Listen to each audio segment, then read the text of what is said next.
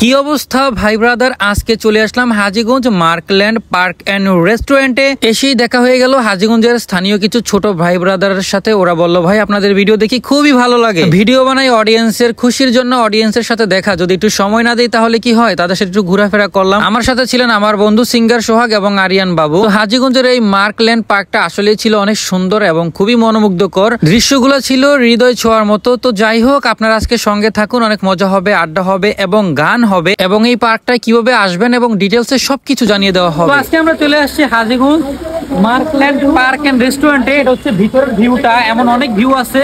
তো রেস্টুরেন্টটা আছে মাশাআল্লাহ, অনেক সুন্দর একটা জায়গা। আসলাম, ভালো লাগলো, দেখলাম।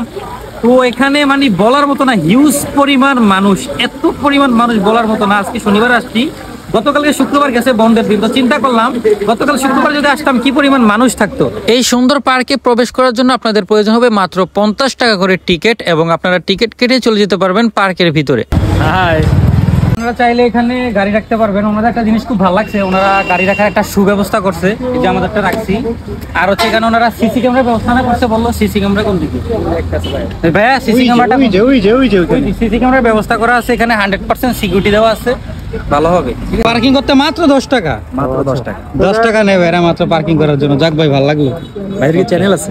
হ্যাঁ, আমাদের ইউটিউব চ্যানেল আছে, ফেসবুক আছে, ঠিক আছে, একটু দিয়ে দিবেন। হ্যাঁ, ফেসবুক আছে।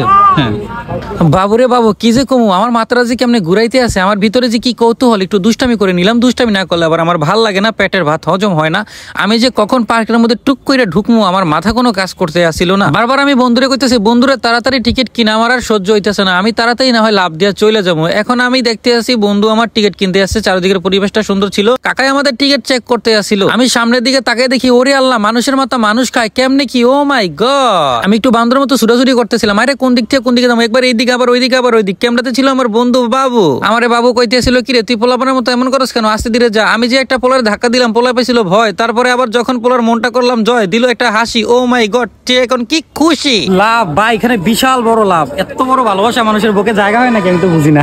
এত বড় লাভ দেখে আমার মাথাটা ঠিক আসছিল না, আমি কখন যে লাভের মধ্যে ছবি তুলবো। এখানে যে দেখি বেডি মানুষ আর বেডি মানুষ, সেই বেডি মানুষ ঠেলে আমি কেমনে যাবো রে ভাই। ওয়াও মাই গড, কি সুন্দর। যাই হোক, এখন আর আমার ছবি তোলা হবে না, পরে এক সময় ট্রাই করবো। চলে আসলো বন্ধু সোহাগে আবার তার পেজের জন্য ভিডিও করতেছিল ক্রিয়েট। আমি চলে আসলাম, ও মামা এইটা কি রে, ওরে বাবু রে বাবু, এত মেয়ে মানুষ এখানে, সুন্দরী রূপবতী গুণবতী হাজীগঞ্জের সব পরি মনে হয় এইখানেই চলে আসছে আজকে ঘোরার জন্য। ও মাই গড, এদিকে দেখি আপারা সিরিয়াল দুইটা দাঁড়ায় আছে, আরে ওনারা কি মুভি করতেছে নাকি?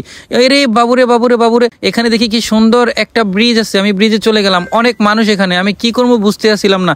ডাইনে তাকাই বামে তাকাই, আবার দেখি ওরে বাবারে কি সুন্দর সুইমিং পুল। এখানে আবার দেখা গেল কিছু ছোট ভাই ব্রাদারের সাথে। এই ভাই ব্রাদাররা আমাকে দেখে একটু দাঁড় করাইলো এবং বললো ভাই আপনার ভিডিও দেখি খুবই ভালো লাগে। তারপর তাদের সাথে কথাবার্তা শুরু হলো, ওরা এবং ছবি এবং ভিডিও করার জন্য একটু উৎপাত করতে ছিল। আমাদেরকে চেয়ার আইনা বসাইলো, খুব ভালো আপ্যায়ন করলো এবং খুব সম্মান দেখাইছে। আমার এই বিষয়টা খুব ভালো লাগছে। হাজীগঞ্জের ছোট ভাই brother, I love you so much ভাইয়া, তোমাদের ব্যবহারটা খুব ভালো লাগছিল আমার। আমার বাবার আস্তানা, সেখানে জিকির করে মাওলানা, আখাউড়া গরম করে আমার বাবার আস্তানা, সেখানে জিকির করে মাওলানা। তো যাই হোক, ওরা খুব রিকোয়েস্ট করতেছিল ভাই আপনাদের গান শুনবো, যেহেতু আমার বন্ধু সোহাগেও এখানে ছিল। তারপরে আমরা একটু গান শুনলাম, আপনারাও শুনলেন। তারপরে চলে আসলাম আবার ঘোরাঘুরি করার জন্য। এখানে দেখি ও মাই গড, কি বড় একটা ট্রেন। আমি ভাবতেছিলাম এই ট্রেন দিয়ে নোয়াখালী যাবো, এখন দেখি এখানে সব ছোট মানুষ, মাঝে মাঝে কিছু বাচ্চাদের মাঝে কিছু মেয়ে বাচ্চা ঢুকে গেছে। এখানে আবার লাভের কাছে আবার একটু ঘুরন দিয়ে আসলাম ছবি তুলতে। এখানে দেখি রে ভাই কি সিরিয়াল, আমি কিভাবে ছবি তুলবো, আমার কানতে ইচ্ছা করতে আসছিল, কিন্তু কান্না করা যাবে না, এখানে মান সম্মান থাকবে না। তারপরে চলে আসলাম এখানে বাচ্চাদের খেলাধুলার জায়গার মধ্যে। এখানে ঢুকে গেলাম আমি টুং টুং করে। তারপরে আমি রিকোয়েস্ট করতেছিলাম ভাইয়া এখানে কি একটু আমি যেতে পারবো?